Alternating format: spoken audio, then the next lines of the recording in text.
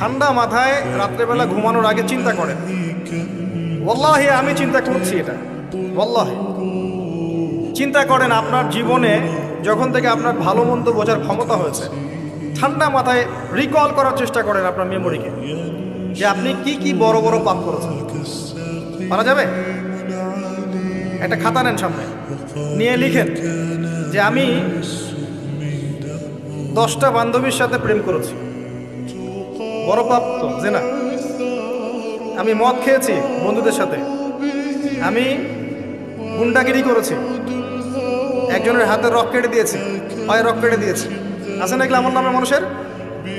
আমি রিলিফের মাল মেরে খেয়েছি, আমি বোনের সম্পত্তি অধিকার দেইনি, পিতা মাতাকে আমি বৃদ্ধাশ্রমে পাঠিয়েছি, আমি এটা করেছি ওটা করেছি, হিসাব করা যাবে না?